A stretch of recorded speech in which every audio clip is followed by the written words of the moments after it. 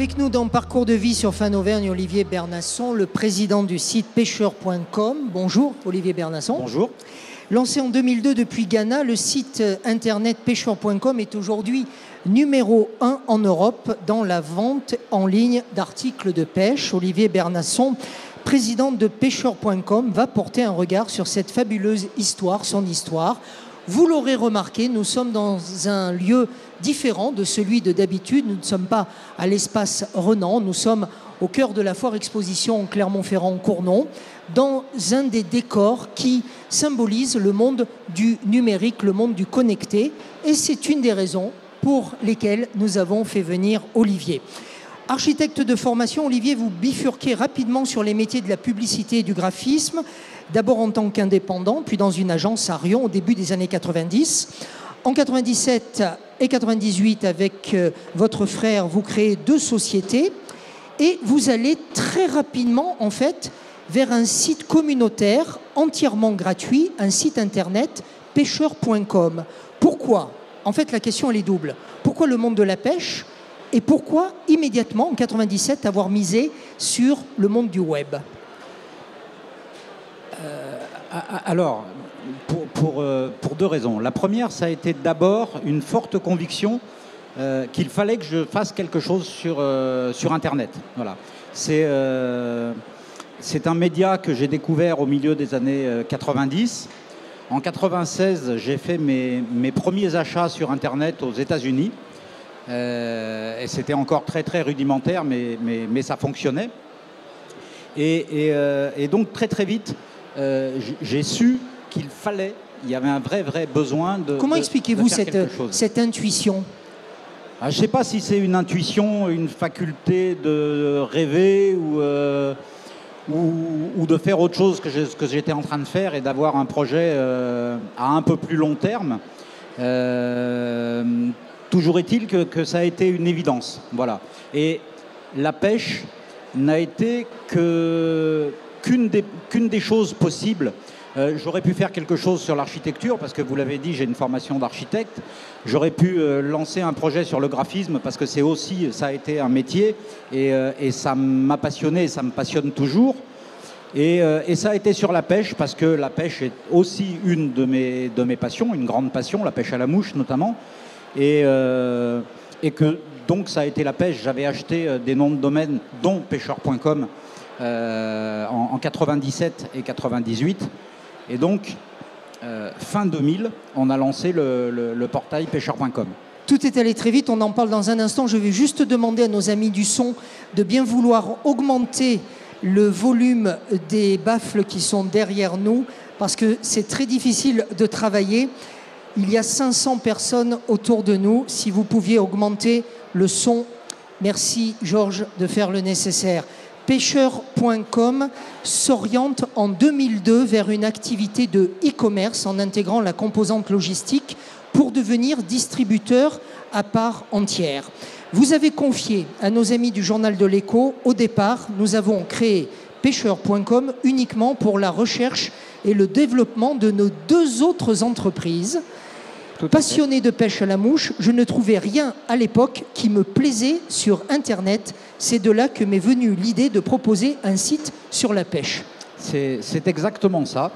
En fait, j'ai comblé on a essayé de combler un besoin et de répondre à un manque que je rencontrais moi dans mes usages d'Internet et dans ma passion de la pêche. Et toute notre histoire, en fait, a été basée sur ce principe, identifier des besoins et essayer d'y répondre. Alors, j'ai une question, en fait. Moi, je ne suis pas pêcheur.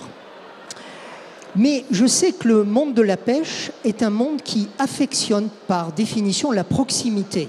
Je suis d'autant plus embarrassé de vous poser une question sur la proximité que nous sommes au moins à 4 mètres l'un de l'autre. Mais vous me voyez venir.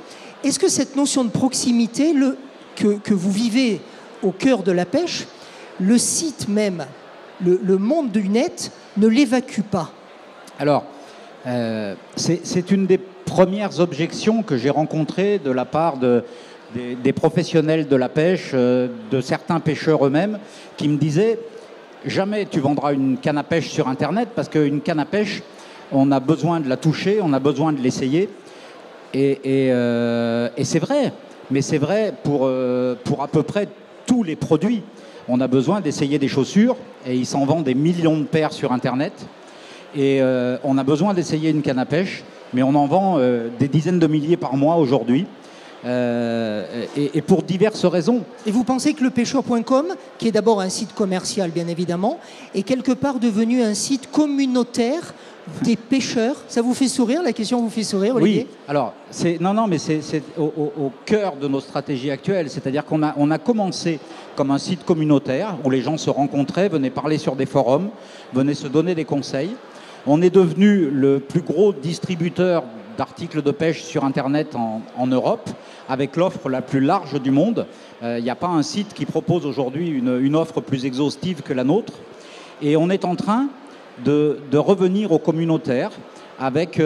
on redonne la voix aux consommateurs pour qu'ils parlent entre eux. On dit qu'Internet tue la proximité, vous dites que c'est faux.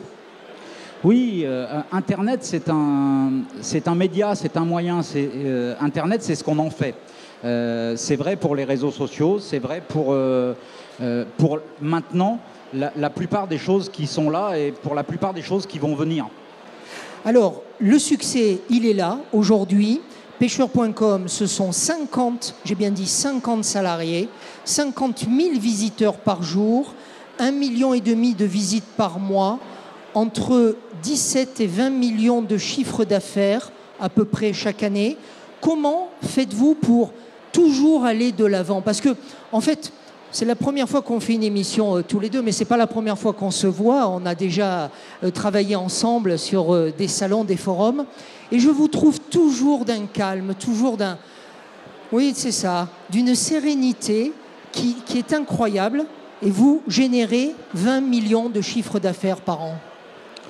Oui, alors le chiffre d'affaires, c'est une chose, mais c'est une résultante de ce qu'on fait. Alors vous disiez que c'était par an, c'est pas tous les ans, puisqu'on est en croissance entre 10 et 20% tous les ans, et qu'on est en train encore d'essayer d'accélérer pour encore cabrer cette croissance. 20 millions, c'est bien, mais ce qu'on imagine, c'est plutôt 150, 200 millions dans les années qui viennent. Donc on n'est qu'à une étape de la vision qu'on a de ce qu'on fera demain. Et calme, je ne sais pas, il y a plein de gens dans l'entreprise qui me trouvent très très énervé. Et donc, tout ça, c'est du made in Auvergne, Ghana. Ah, c'est du 100% made in Auvergne. Aujourd'hui, on est à l'international. On fait, en 2 ans, on a basculé 25% de notre chiffre d'affaires à l'international. On a livré 55 pays l'année dernière.